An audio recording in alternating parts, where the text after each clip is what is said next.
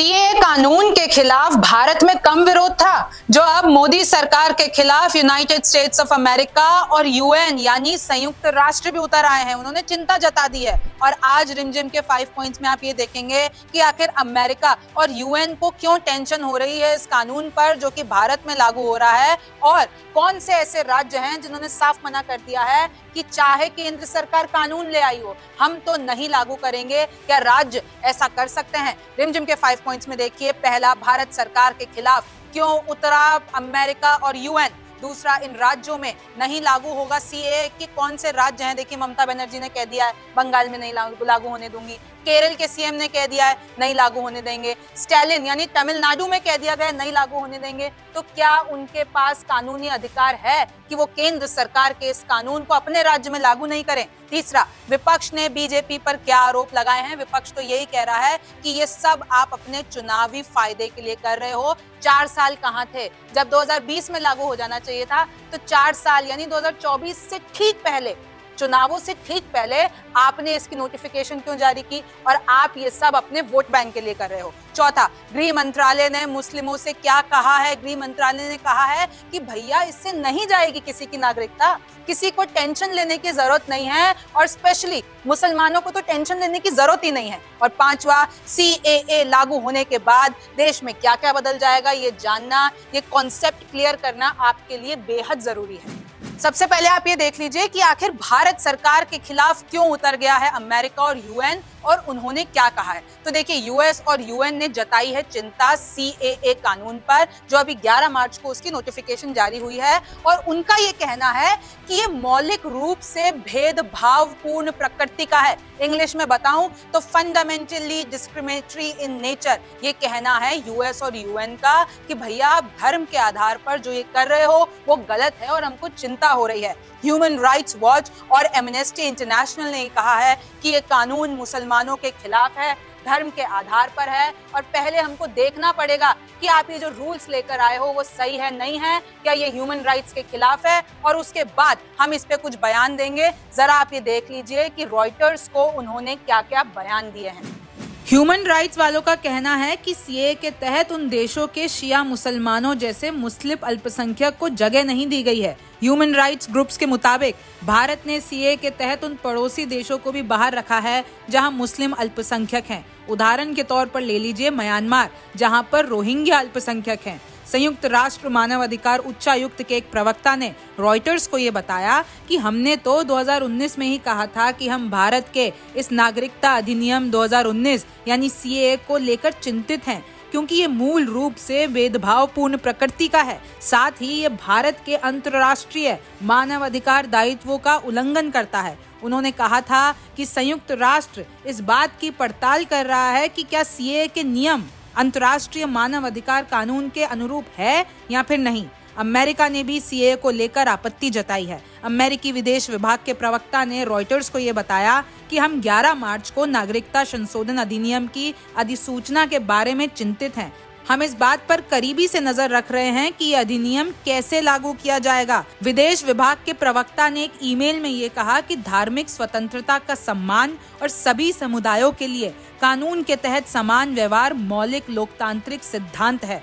भारतीय मूल के अमेरिकी सांसद रॉ खन्ना ने भी ये कहा कि उन्होंने नागरिकता अधिनियम का विरोध किया है। उन्होंने कहा कि मैं सीएए का विरोध करता हूं। और तो और कार्यकर्ताओं और अधिकारों की वकालत करने वालों का कहना है कि ये कानून नागरिकों के प्रस्तावित राष्ट्रीय रजिस्टर यानी एनआरसी के साथ मिलकर भारत के 20 करोड़ मुसलमानों के खिलाफ भेदभाव कर सकता है। ये दुनिया की तीसरी सबसे बड़ी मुस्लिम आबादी है। कुछ लोगों को डर है कि सरकार कुछ सीमावर्ती राज्यों में बिना वैध दस्तावेज वाले मुसलमानों को नागरिकता खत्म कर देगी उनकी, और उनको डिटेंशन सेंटर में या फिर कहीं और भेज दिया जाएगा।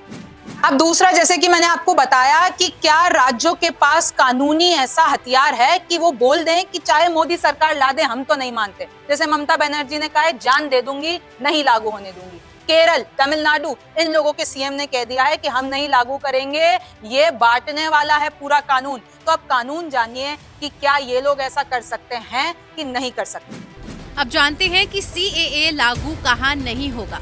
कानून के मुताबिक असम, मेघालय, मिजोरम, त्रिपुरा के उन आदिवासी इलाकों में सीएए के प्रावधान लागू नहीं होंगे जिन्हें संविधान की 6ठी अनुसूची के तहत संरक्षित किया गया है। इसके साथ ही इनर लाइन परमिट सिस्टम वाले पूर्वोत्तर के राज्यों में भी ये लागू नहीं होगा। अब जानते हैं कि केंद्र सरकार के इस फैसले को यानी कि सीएए को क्या राज्य सरकारें खारिज कर सकती हैं? समझने से पहले संविधान के कुछ अहम प्रावधानों को समझ लेते हैं।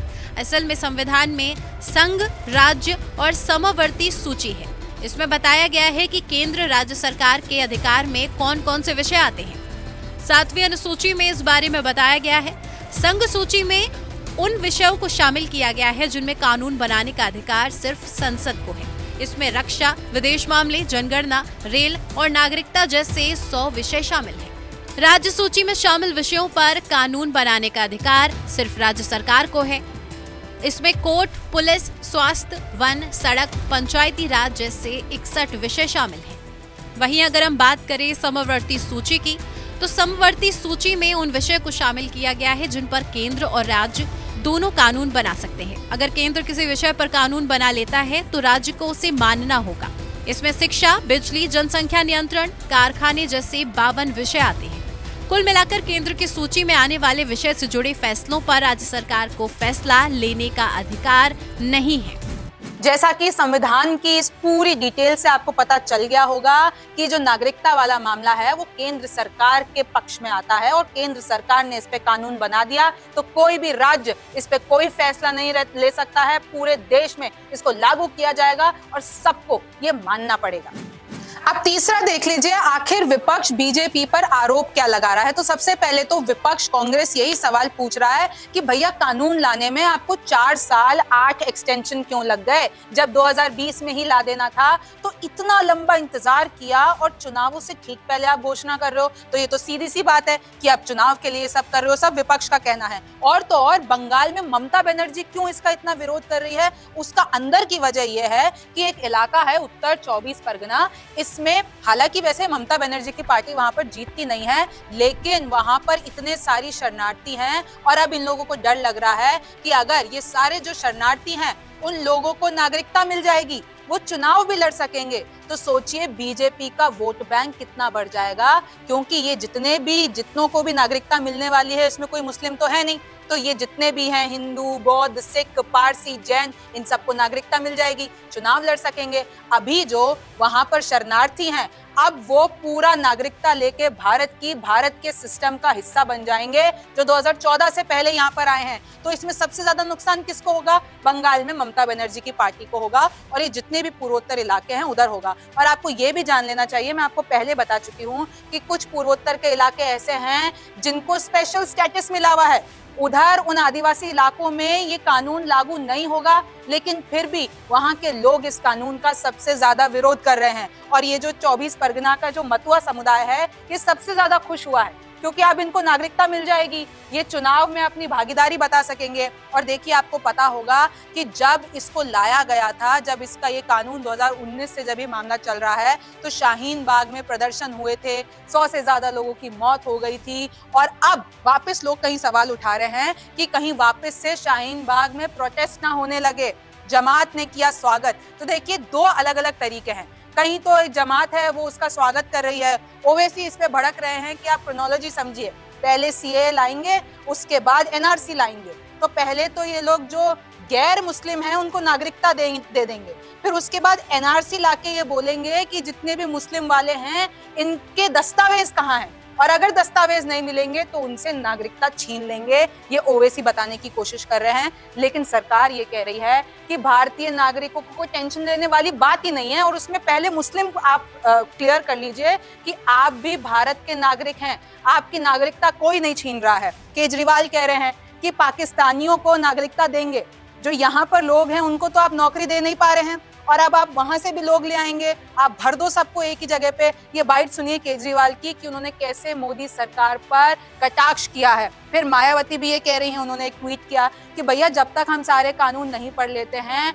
हम कह नहीं सकते हैं कि ये सही है या गलत है। अखिलेश यादव ने तंज कसा है तो पूरा विपक्ष एक साथ इस पूरे कानून पे मोदी सरकार के खिलाफ है और अब तो अमेरिका और यूएन ने भी इस पर चिंता जता दी है। तो अब इन लोगों की प्रोटेस्ट में और दम आ गया है। वहां पे लगभग 2.5 से 3 करोड़ माइनॉरिटीज हैं, तीनों देशों के मिला के।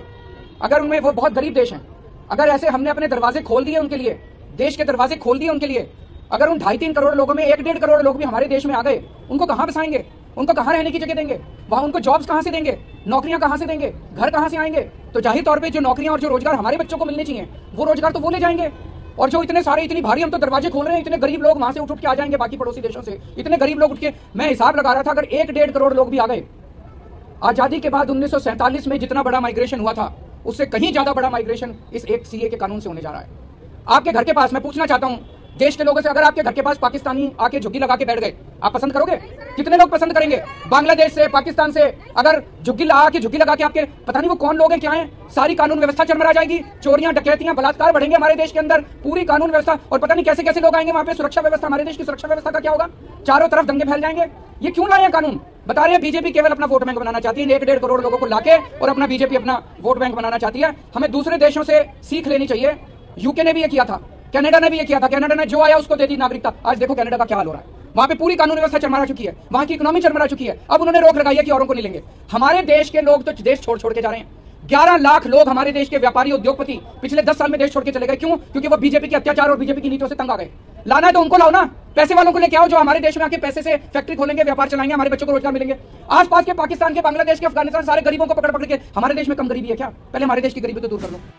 चौथा ये जान लीजिए और कॉन्सेप्ट क्लियर कर लीजिए कि गृह मंत्रालय चीख के जब से ये लागू हुआ है वो बताने की कोशिश कर रहा है कि भैया आपको, मुझे, चाहे मैं हिंदू हूं चाहे आप मुसलमान हो, आपको टेंशन लेने की कोई जरूरत नहीं है। ये किसी की नागरिकता नहीं छीनने वाला है। बस जो 2014 से पहले यहाँ पर शरणार्थी आए हैं उनको नागरिकता दी जाएगी, और 6 धर्म हैं जिनको दी जाएगी। क्योंकि आप खुद सोचिए, पाकिस्तान, बांग्लादेश, अफगानिस्तान में अल्पसंख्यक कौन होगा? हिंदू होगा ना, वहां पे मुस्लिम तो होगा नहीं। और यही गृह मंत्रालय आपको समझाने की कोशिश कर रहा है। जरा ये बयान देखिए। गृह मंत्रालय ने मंगलवार को ही ये क्लियर कर दिया है, और कहीं पहले से ये क्लियर करती आ रही है कि सीएए पर भारतीय मुसलमानों को किसी तरीके की चिंता करने की कोई जरूरत नहीं है, क्योंकि इस कानून का भारतीय मुसलमानों से कोई लेना देना ही नहीं है। वो उनके अधिकार बिल्कुल उसी तरह हैं जैसे किसी हिंदू भारतीय नागरिक के हैं। मंत्रालय ने सीएए के संबंध में मुसलमानों और छात्रों के एक वर्ग की आशंका को दूर करने की कोशिश करते हुए ये क्लियर कर दिया है कि इस कानून के बाद किसी भी भारतीय नागरिक को अपनी नागरिकता साबित करने के लिए कोई दस्तावेज पेश करने के लिए नहीं कहा जाएगा, वो किसी मुस्लिम समुदाय से हो या किसी और समुदाय से हो। गृह मंत्रालय ने एक बयान में कहा, भारतीय मुसलमानों को किसी तरीके की चिंता करने की जरूरत नहीं है, क्योंकि इस कानून में उनकी नागरिकता को प्रभावित करने वाला कोई प्रावधान नहीं है। नागरिकता कानून का वर्तमान 18 करोड़ भारतीय मुसलमानों से कोई लेना देना नहीं है, जिनके पास और उनके अधिकार किसी भी दूसरे हिंदू भारतीय नागरिक की तरह ही हैं। और पांचवा, ये आपके लिए जानना बहुत जरूरी है कि सीएए लागू होने के बाद देश में क्या क्या बदल जाएगा। आपकी नागरिकता पे कोई भी आंच नहीं आने वाली है। हालांकि एक और मैं आपको बात बता दूं कि अगर भारत की नागरिकता किसी को चाहिए होती है तो उसको 11 साल तक देश में, यानी भारत देश में रहना पड़ता है। लेकिन 2014 से पहले ये जो शरणार्थी आए हैं इन 3 देशों से, जो कि अल्पसंख्यक हैं, उनके साथ वहां पर अत्याचार होता है तो उनको यहाँ पर नागरिकता दी जाएगी। और 2014, 6 साल पहले, तो वैसे तो रूल है, अगर आपको नागरिकता चाहिए किसी भी दूसरे देश के, आप है 11 साल आपको यहाँ पे रहना पड़ेगा। लेकिन इन शरणार्थियों को 6 साल में ही ये नागरिकता दी जा रही है। अब जरा कुछ डिटेल्स आप और जान लीजिए। अब देखिए, सीएए कानून के तहत जो पाकिस्तान, बांग्लादेश और अफगानिस्तान से हिंदू, सिख, बौद्ध, जैन, ईसाई और पारसी धर्म के लोग आए हैं शरणार्थी बन के भारत में, किससे पहले 31 दिसंबर 2014 से पहले, जो कि भारत आकर बस गए हैं वैध तरीके से, अब उनको नागरिकता दी जाएगी। और ऐसे ही नहीं दे दी जाएगी, सुरक्षा क्लियरेंस के बाद ही सीएए के तहत पूरी नागरिकता मिलेगी। हाई पावर कमेटी बनेगी और वो डिसाइड करेगी कि कैसे नागरिकता देनी है। और मैं आपको और बता दूं कि 12 दिसंबर 2019 को ही राष्ट्रपति ने नागरिकता संशोधन कानून को मंजूरी दे दी थी। 6 महीने के भीतर नियम बनाकर इसे 2020 में लागू कर देना चाहिए था, लेकिन केंद्र सरकार यानी मोदी सरकार ने 4 साल और 8 एक्सटेंशन के बाद 11 मार्च 2024 को इसको नोटिफिकेशन जारी करके लागू किया है। और इसी बात पे विपक्ष सवाल उठा रहा है। और सीए को लागू करने के लिए मैं आपको बता दूं, जब पूछा गया सरकार से कि 4 साल किस में लग गए, तो उन्होंने ये बताया, एक तो कोविड महामारी चल रही थी, उसके बाद से इसका जो विरोध हो रहा था, इन सब को देखते हुए ये पूरा मामला डिले हो गया और अब फाइनली लोकसभा चुनाव से पहले इसको जारी कर दिया गया है। देखिए, सीएए और एनआरसी के ऊपर अभी भी बहुत सारा कंफ्यूजन लोगों के दिमाग में है। सरकार पूरी तरीके से कोशिश कर रही है, सरकार के जितने भी नेता हैं, इनफैक्ट मीडिया भी ये कोशिश कर रही है कि जो भी कानून आया है वो आपको बताया जाए, किसी को भी टेंशन लेने वाली बात नहीं है। और विपक्ष जो ये सवाल खड़े कर रहा है, जो ये सारी चीजें बोल रहा है, वो किस आधार पर है, उसको सुनने, समझने और उस पर यकीन करने से पहले आपको खुद एक बार इसके बारे में पढ़ाई कर लेनी चाहिए। आगे की अपडेट्स के लिए आप न्यूज़ 24 देखते रहिए, रिमझिम के 5 पॉइंट्स देखते रहिए। मैं हूं रिमझिम जेठानी, फिर मुलाकात होगी।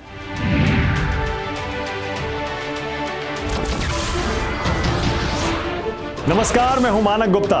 अगर आपको हमारा ये वीडियो पसंद आया हो तो इसे लाइक और शेयर जरूर करें। और हाँ, हमें सब्सक्राइब और फॉलो करना ना भूलें, ताकि आप देश और दुनिया की कोई खबर मिस ना करें। तो जुड़े रहिए हमारे साथ और देखते रहिए न्यूज़ 24।